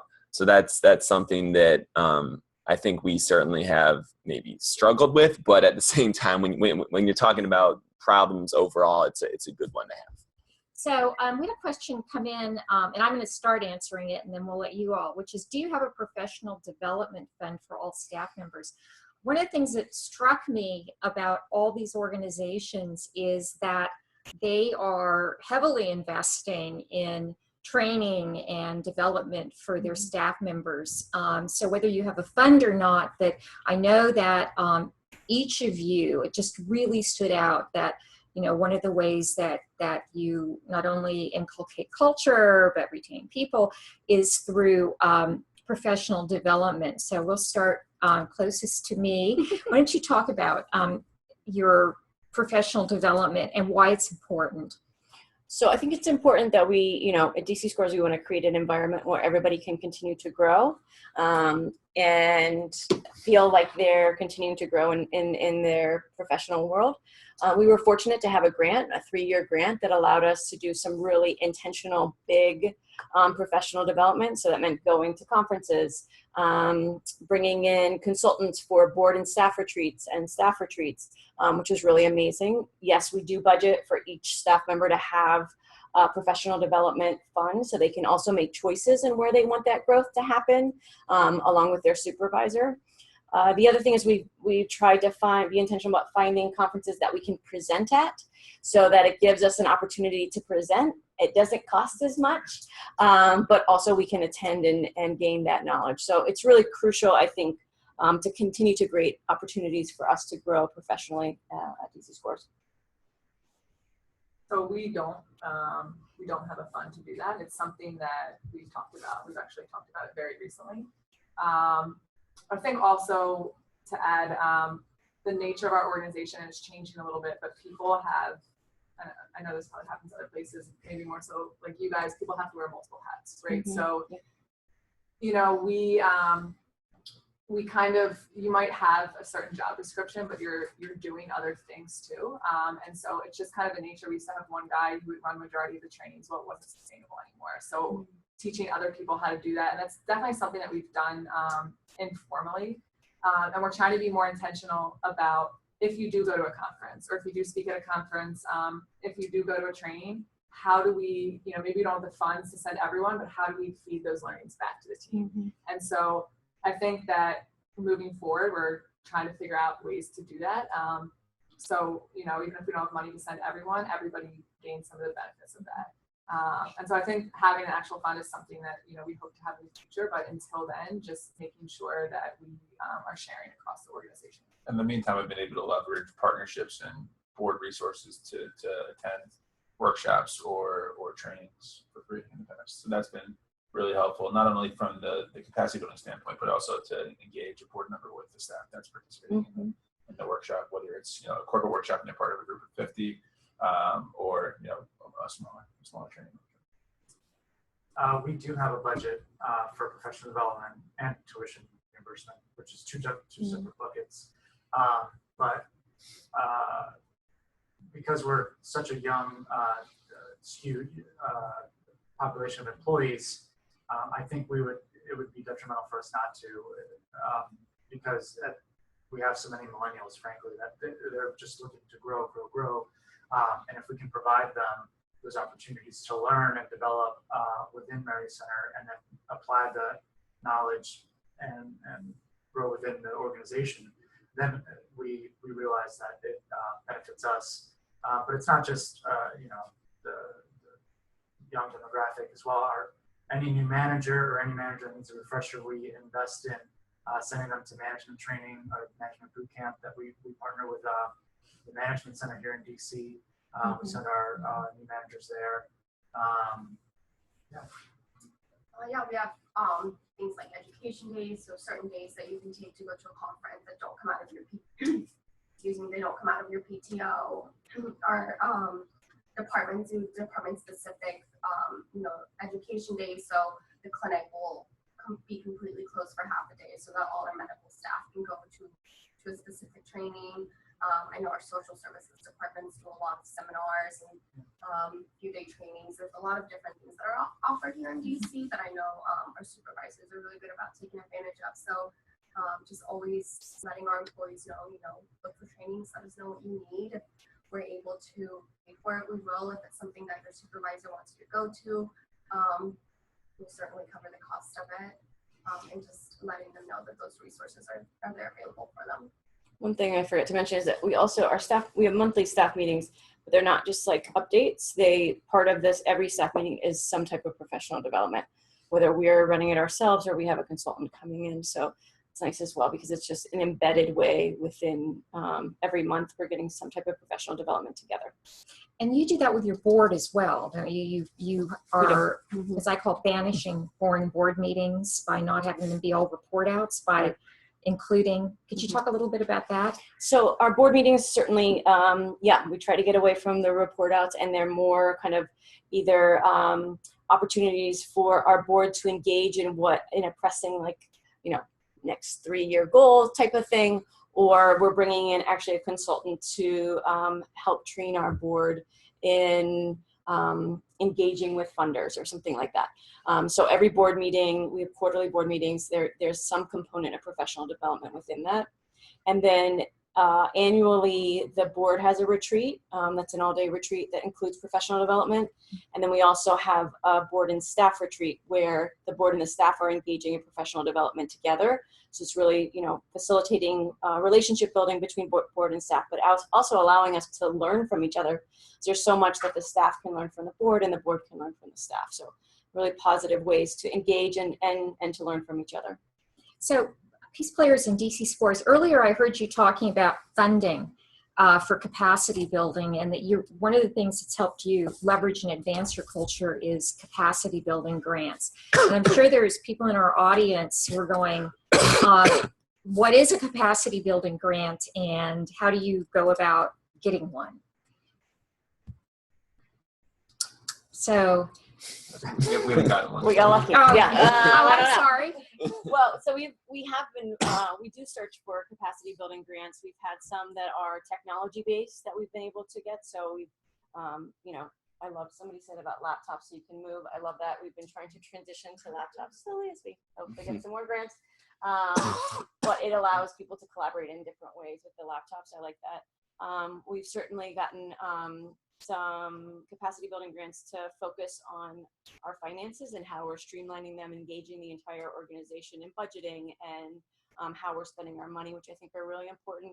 And then the other one that we received was the 3-year grant for for professional development, which was just really an amazing opportunity for us to dig deep into creating the professional development that we want, bringing in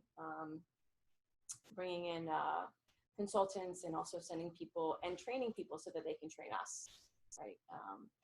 Training our own staff so that they can train internally as well. So I know, again, we go back to the problem with nonprofits, which is you're out there trying to deliver a program. And earlier when we were chatting, we were talking about how do you persuade people in your organization, or how did you persuade yourselves to take the time to be intentional about creating your culture and growing your culture? What was it that made you do it so that you, like most of us, have organizations, again, where the culture is unremarkable and it's basically, you know, up to the employee to figure out what it is after they've been hired. So how did you prioritize that? Let you think about it for a minute, and then. Well, I mean, I just told myself when I first experienced it nearly 8 years ago, and I can't say that we had Salad Bar Monday and Coffee Fix Wednesday and Food Truck Friday at that point. But once I first started to experience staff fun outings outside of the normal workday, and I realized how much I enjoyed doing things with other staff members, and that this was actually my first 9-to-5 job out of college.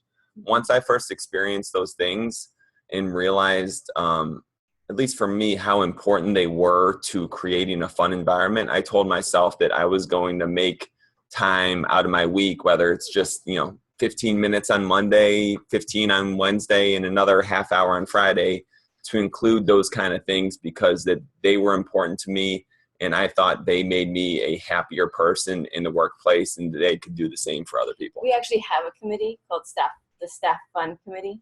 Jake is in charge of it. Oh, okay. And so we, so one, we like to have fun, but two, we actually created the Staff Fun Committee, which I think, so 3 people are really intentional about creating opportunities for people to engage together. They're in charge of the salad bar, the coffee fix. They also will plan things which we call fun staff that are optional, where we can engage together at a DC United game, or what else have we done? We do a picnic. We go to the Nats game. We go ice skating. Yeah. So I think that was a really important shift. So I think there was a positive atmosphere before, but I think it was a positive shift to just say, hey, we are going to be intentional about creating these opportunities to engage in a really positive way outside of the workspace. So do you have this moment when you look at your organization and you go, aha, this is our culture? How do you figure out what your culture is, and what are the things that you need to pass on to new hires and sustain? I think it's an evolution over time. I mean, I've been at DC Squares for 11 years, so I've seen a lot of change.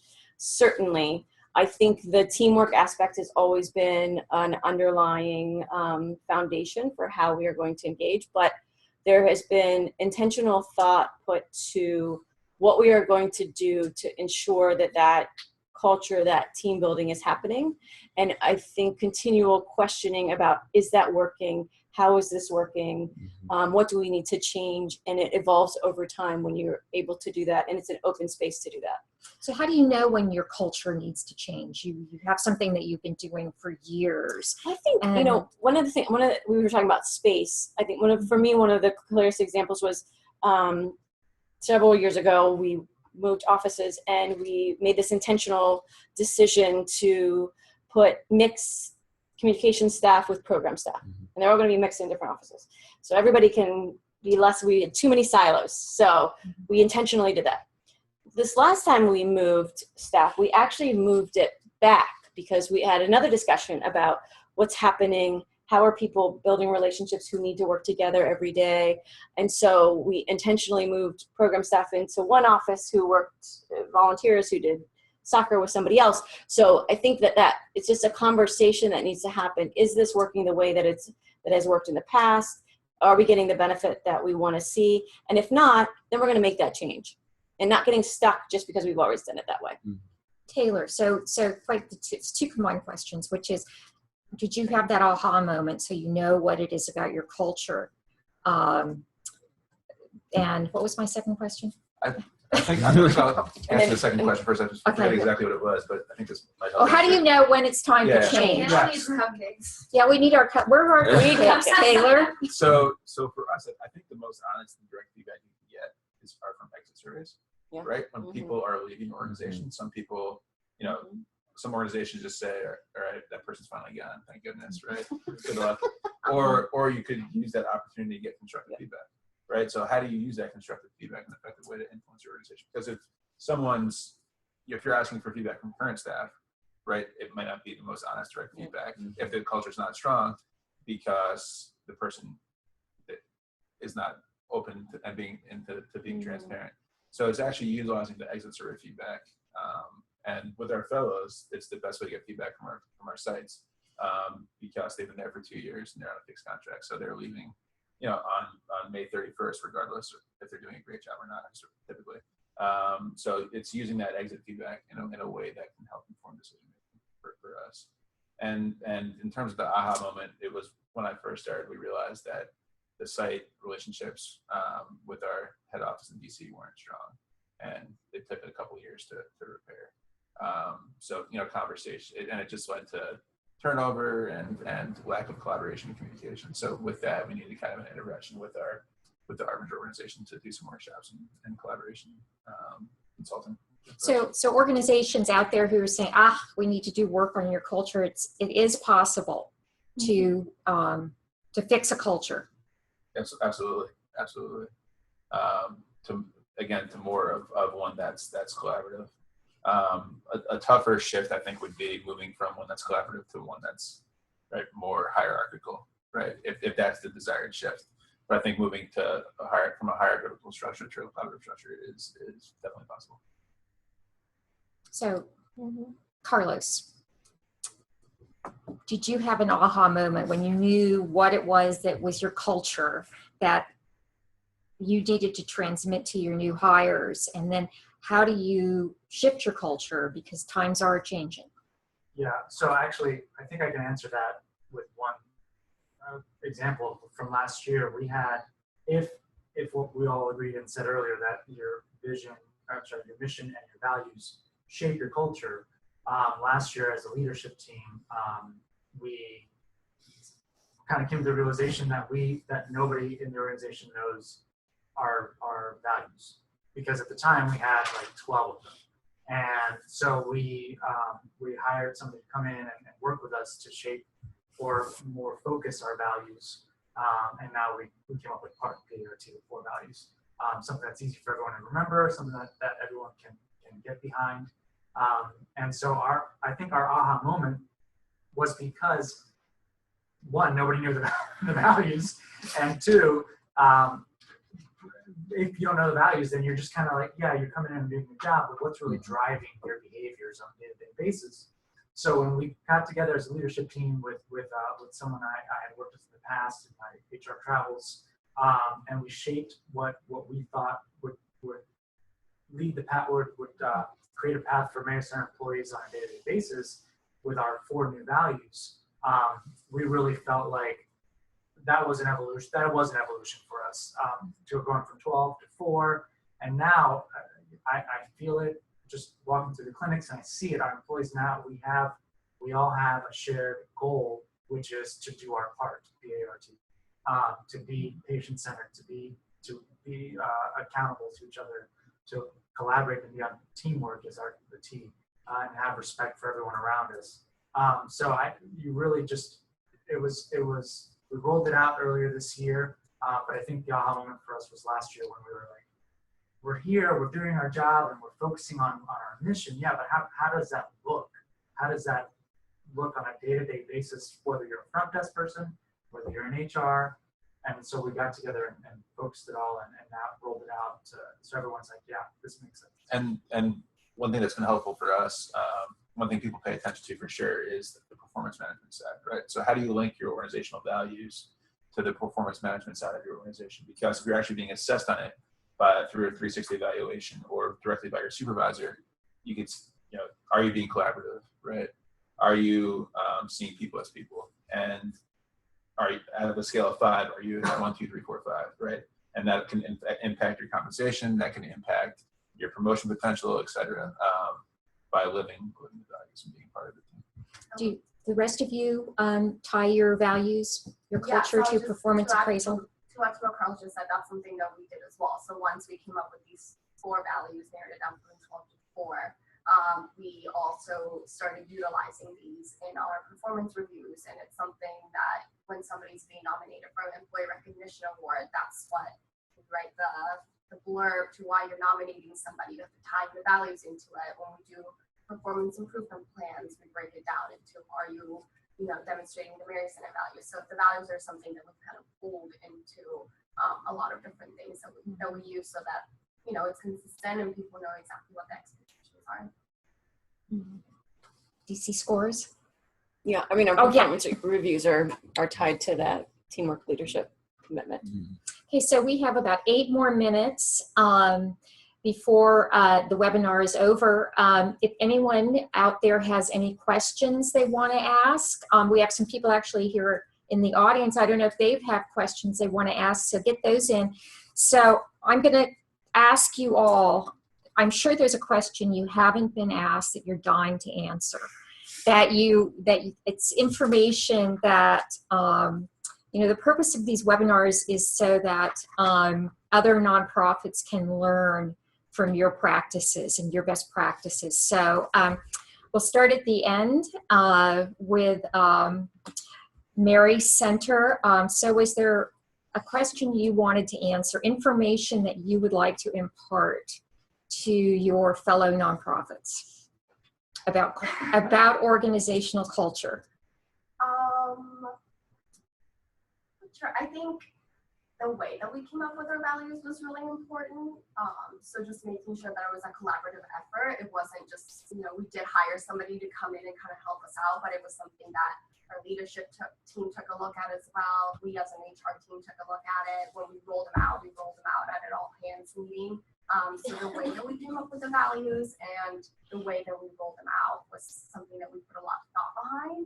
And we wanted to, again, just make sure that the message was getting across to our employees and that it was very clear, and that because we found out that really nobody knew what these values were that we had before, that how we rolled them out this time was going to be very important. Yeah, to Juliana's point, I think communication and consistency in your message is important. I think we in HR, it's kind of, we're the de facto internal communications team. We're kind of the voice for the employees in a lot of ways. And to the employees. But in terms of culture, what I would impart is, it's kind of a nebulous concept, culture. Like we've got the mission written down, we've got the values written down. The culture is something that's always living, it's living and breathing, and it's always evolving depending on so many factors, whether it's your community, your employee population, obviously your mission, your values. So I think just identifying what that is, even if you can't really write it down like it is a mission and values, identifying what it is and being able to describe it, even though you don't have a specific bullet point of this is our culture, is really critical to ensuring that there's buy-in from the whole organization, from your employees, from the top down, but then also so that when you're recruiting for new talent, that you get the right people through the door. Otherwise, it's going to turn into a revolving door. Jamie. I think Carlos alluded to, we talked about turnover a lot in hiring practices, but I think to go a step further is just, at least for our organization, the importance and the connection between culture and retention rate. I think that something that's really special about us is that we have people like Taylor and myself who have gone from an international site to here, who have stayed with the organization for so long. And I think that if you'd ask us why, that culture would be the #1 reason. So when you were talking about it before, we can't really afford to lose sight of our culture, because it's why people are here. And our culture is what allows us to give the support to people. And a lot of our international sites, the stakes are life and death, and a lot of times, and there's they're high conflict, violent areas. So if we lose sight of that culture, it's just a breakdown in our programs. And I think just kind of remembering, how important it is, because that's truly, I think, what will keep people around and what stops people from when looking for new opportunities. One thing that I think is critical, and we don't have the answer for it yet, and what Jamie and I talked about as she came on board in this new role a couple months ago was, right, there's culture, and traditionally it's soft, right? But how do you measure the effectiveness of the culture, right? So is your culture at 86%? Is it at 71%? Like what is the quantitative measure to show that there is a strong culture or an improved culture? We don't have the answer, but we've started brainstorming ways of looking at employee performance reviews, not just on an individual level, but on the aggregate throughout the organization. Is that moving from a 3.5 out of 5 to a 4.5 out of 5? And if so, what's that attributable to? So it's figuring out ways to measure it, because we're investing in it heavily as an organization now. Through consulting and with Jimmy's position, that how do we know that we're actually being effective? And we don't have answers yet, but it's something that we're researching and thinking about. Katrina. For me, I think it's about remembering to celebrate successes of making that a part of your culture. So celebrating our kids, celebrating our staff, finding ways to really celebrate that when you see behaviors that are reinforcing the culture that you want, needs to be really intentional as well. And the only other thing I'd say is that I think change can be an opportunity to reevaluate culture. So when you have staff turnover, or if you move offices, it can be a really amazing time to really redevelop and get back to those roots of that culture. Well, I mean, Katrina's been with us for 11 years. I've been with us for 8 years. So clearly, and to me, clearly culture is a big part of that, and is something that I closely align with, why I've stayed with DC Scores and love my job for the past 8 years. And I would just add that it can't be forced. It can be intentional. There are certainly parts of it that can be intentional, but when you are walking around your office, just kind of observe your employees. Are they just doing things a certain way because that's kind of how you onboarded them and how you want them to do it? Or are they genuinely exhibiting your culture and happy in their workplace? And I think it's a very fine line. And if it does seem like employees are just doing things because they don't want to get in trouble, or because that's the way they were told things work, then you need to kind of re-examine your culture and how you're doing things. So we just have a couple more minutes. I've had 2 questions about capacity building grants, so I'll answer those quickly. You can search, you do have to apply for capacity building grants. You go to a database and you search words of capacity building. They're sometimes hard to find, but they do exist. And maybe the Center for Nonprofit Advancement, do we do a workshop on capacity building grants? We don't do one on how to find them, but we do one on how to construct and get capacity building grants. So yeah, so I think that's another topic. So I just want to sort of summarize some of the important things that came out. So one value is, see, my watch is slower than yours, is that collaboration is a really important part of everybody's culture here, as is intentionality. I know program in action, make sure everybody on your staff sees their program in action. The outward focus, how can I help people, not how can I get ahead, is really, really important. The accountability reports, I think, is a great takeaway. The behavioral assessments, I think they can be really, really helpful. And to close, I didn't think I would ever quote Marie Antoinette to a group of nonprofit organizations, but as Marie Antoinette famously or infamously said, let them eat cake. So cake is important. Celebrate your employees. So I want to thank everybody who listened in, and PEPCO for sponsoring the AIM Awards, and all of our panelists for spending 2 hours this afternoon. I learned a lot, and I hope you did too.